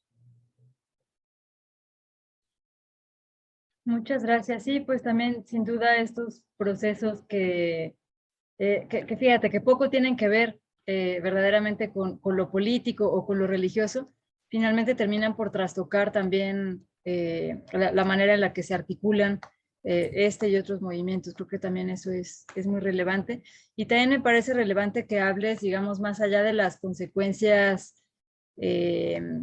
pues como externas, que hables también de los efectos que este proceso ha tenido como en el nivel personal. Creo que también es algo que muchas veces se pierde en el quehacer académico, ¿no? Que no se habla de esos procesos personales, pero verdaderamente considero que la investigación no es solamente un trabajo por el que te pagan por libro, sino que es sobre todo eso, una experiencia de vida, ¿no? Entonces me gusta mucho que hagas también esta acotación. Tenemos más preguntas. Una es de Guillermo Ruiz, que quiere preguntar qué sugieres hacer para generar un mejor entendimiento entre las diferentes religiones. Y hay también una de Julio César Segura, que nos dice, entiendo que la investigación se orientó en específico en el catolicismo, pero ¿sabes si hay movimientos similares en otras denominaciones religiosas en el Estado? Bueno, en el estado de Morelos hubo un acercamiento. A ver, el estado de Morelos tiene una importante diversidad religiosa, y esta diversidad religiosa es sui generis en el país. Hay un texto muy interesante de Olga Ottgers, Liliana ¿Rivera? y Alberto, sí, Liliana Rivera y Alberto Sí. Hernández, justamente sobre el proceso en Morelos de la diversificación religiosa, porque es un caso que tiene municipios con un altísimo porcentaje, o sea, cifras sobre el 95%, y luego lugares sobre el 75%, que están muy por abajo de la media nacional. Entonces, lo que ocurre en Morelos y sus dinámicas respecto a la diversidad religiosa, también, por ejemplo, ahí yo en esta investigación que han hecho ellas sobre el trabajo en Morelos, me dio pistas de por qué había que ir hacia atrás, porque hay una clara relación entre los lugares donde floreció la teología de la liberación y las comunidades eclesiales de base, y los lugares donde no, en las cifras de transformación de la pertenencia religiosa, por ejemplo. Entonces, Morelos tiene una diversidad importante de iglesias evangélicas, sobre todo de iglesias pentecostales y neopentecostales, que están divididas en distintos, o sea, no uniformemente en los distintos municipios. Sin embargo, su perfil de participación pública y política es poco visible. En mi opinión, por el peso tan importante que ha tenido de esta participación, no tanto de los números que haya sobre pertenencia o no, sino el papel tan importante que ha tenido históricamente la Iglesia Católica en el espacio público y político en el Estado. Hubo acercamientos con lo que se llama la Marcha por la Familia, por la Vida, la Familia, y luego en el 2014, me parece, es cuando le han puesto el apelativo de la paz. Mira que no quiero mentir, y lo bueno es que sí que tengo aquí el libro todavía a la mano, Y entonces me permitiré ver esta tabla que tengo sobre las caminatas para decirte bien qué fue. En 2007 aparecieron lo que se llamaron la caminata de la familia. Y esta caminata en realidad coincide, digamos, con un gobierno panista, la promueve el gobierno estatal, no la proviene la iglesia. Y la Iglesia Católica se une, pero también se unen las iglesias evangélicas a esta marcha que es convocada desde el sistema del DIF, del Desarrollo Integral por la Familia de Morelos. Y esta caminata continuó desde el 2007 hasta el 2013, pero en ellas nunca participó el clero católico. Era una cosa en la que participaban movimientos y luego se formó una cosa que se llama la Coalición por la Vida y la Familia, en la que participaban iglesias evangélicas y que estaba ligada sobre todo al proceso que tuvo que ver, claro, es 2007 porque es en respuesta a la legalización a la interrupción legal del embarazo en la Ciudad de México. O sea, en el momento en que en Ciudad de México se aprueba la interrupción legal del embarazo, pues pensemos que de la Ciudad de México a Cuernavaca, que es la capital del estado de Morelos, no hay más que 59 kilómetros. Entonces, Morelos es uno de los primeros estados en ese momento gobernado por el PAN, por Marco Adame, que venía de movimientos católicos muy importantes, promulga esto que se llamó en su momento las legislaciones de blindaje a la familia, y la Constitución local pone en su primer artículo en aquella época que se protegía la vida desde el momento de la concepción. Entonces, en ese contexto surgen las caminatas de la familia, y luego se fundó esto que fue la Coalición por la Vida y la Familia, donde sí que participaban iglesias evangélicas. En la octava caminata por la paz, que fue en el 2014, se unió el obispo que acababa de llegar, que era Ramón Castro, que venía de un perfil mucho más conservador, defensor de este discurso de la familia, y se unió a esta caminata. Y aquí fue muy interesante porque fue el obispo con una gran cantidad de sacerdotes y pensaron como que había una intención, esto ya es mi juicio, había una intención de apropiarse de la marcha para hacerla una marcha católica. En esta marcha participaban muchas iglesias evangélicas. Y en el acto, porque yo estuve haciendo trabajo de campo ahí, realmente los pastores evangélicos tenían un discurso mucho más hecho, tenían un lugar importante en la coalición, y el obispo terminó relegado a un lugar secundario. Y es después de esto que aparece la primera caminata, que fue primero una peregrinación por la paz, y después apareció la idea de nombrar a esta caminata por la familia y por la vida. Le pusieron y la paz. O sea, pusieron caminata por la familia, la vida y la paz en el 2015. Y como esto no tuvo éxito, o sea, la Iglesia Católica invirtió en convocatoria de una manera brutal y no tuvo éxito. No hubo más de 2,000 personas en esta caminata. Unos meses después, esto ocurrió en febrero, en mayo de ese mismo año se convocó a la Caminata por la Paz, que logró 25,000 personas.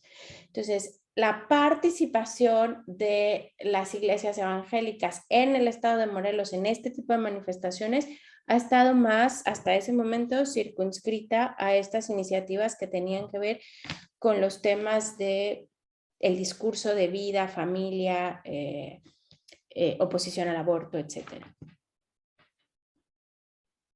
Muchas gracias. Esto último me parece muy interesante porque también habla sobre esto que decías casi al inicio de la presentación, de cómo las personas creyentes tienen también una cierta agencia y no necesariamente se sienten como representadas o hacen exactamente lo que diga el cura o el obispo o etcétera, ¿no? Ya estamos un poquito ajustados de tiempo, pero te voy a leer otras dos preguntas que tenemos aquí. Una es de Sergio Olvera, que nos dice: la diversidad religiosa puede verse en las diferentes denominaciones, pero también al interior de cada una. ¿Podría mencionar las tendencias o ramas que existen en el catolicismo? Esa es una. Y la otra es de Irma Salazar, que nos comenta que no está segura de haber entendido la diferencia entre interacciones, intersecciones y convergencias. Y si puedes explicar, por favor. Gracias. Bueno, a ver, la diversidad de catolicismos es muchísima, no pretendo ahora abordarla toda. Lo que les puedo contar más bien tiene que ver con lo que yo hice. Yo lo que trabajé en el libro, digamos, son 3 tipos de catolicismo, porque son los tipos de catolicismo que yo podía apreciar tanto en la construcción histórica como momentos importantes de la disputa al interior del catolicismo en Morelos, como sus manifestaciones después en estas caminatas por la paz que son, digamos, en donde he hecho trabajo. Entonces, por un lado está lo que identifico como un catolicismo de la opción preferencial por los pobres.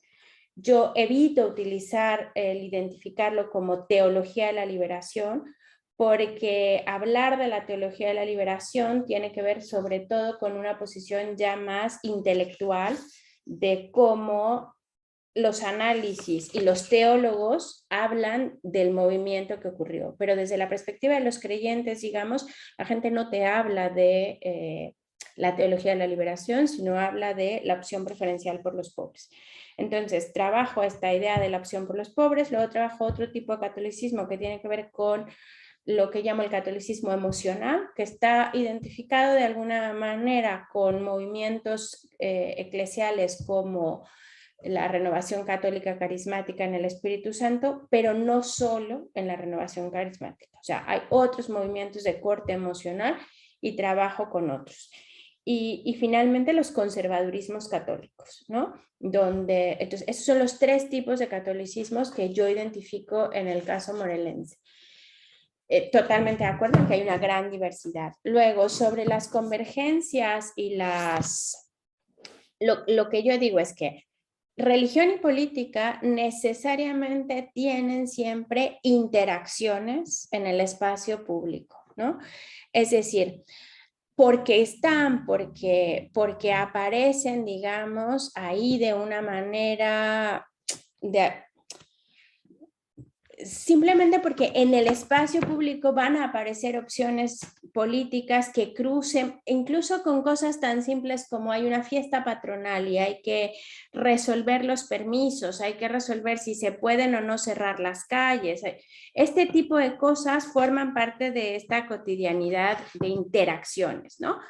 Pero lo que yo digo es que estas interacciones en algunos momentos pueden ser momentos o pueden ser espacios, hay luchas o intereses de ambos campos, o sea, hay luchas o intereses tanto de religión como política que en un momento se encuentran, y ahí cuando hablo de estos encuentros de intereses o de luchas, porque pueden ser para aliarse o puede ser para pelearse, es cuando hablo de intersecciones, ¿no? Y luego distingo también, digamos, hablar de convergencias, porque ahí sí que hablo cuando lo que hay es un objeto común en disputa. Entonces, alrededor del tema de la paz, religión y política convergen. No tienen que estar de acuerdo, algunos actores están de acuerdo, algunos no, pero la paz es un objeto de disputa, por eso hablo de una convergencia. Muchísimas gracias. Creo que con esto queda también mucho más claro. Y bueno, pues ya estamos ahora sí sobre el tiempo, pero una vez más quisiera agradecerte muchísimo, Cecilia, por tu tiempo, por la disposición, para además platicar de una manera como tan, pues tan libre, tan, no sé, tan bonita, ¿no? Gracias por dialogar con nosotras, con nosotros. Y pues también, obviamente, a las personas que han estado escuchando esta conferencia y el resto de las sesiones, les agradecemos muchísimo por el interés que tienen por las actividades de la cátedra. Este es ya el cierre de nuestro ciclo de conversaciones, pero esperen próximamente nuevos eventos que serán ya no en modalidad virtual, sino en modalidad híbrida, si es que las condiciones sanitarias lo permiten. Muchísimas gracias de nuevo y nos vemos pronto, por favor. Al contrario, muchas gracias a ti porque agradezco el formato. La verdad que uno siempre, a mí presentar como esto es el resultado final, bueno, me parece mucho más interesante la cocina completa y cómo se hizo esto. Así que muchas gracias y estamos en contacto seguro. Claro que sí. Muchísimas gracias, un abrazo fuerte y nos vemos pronto. Gracias.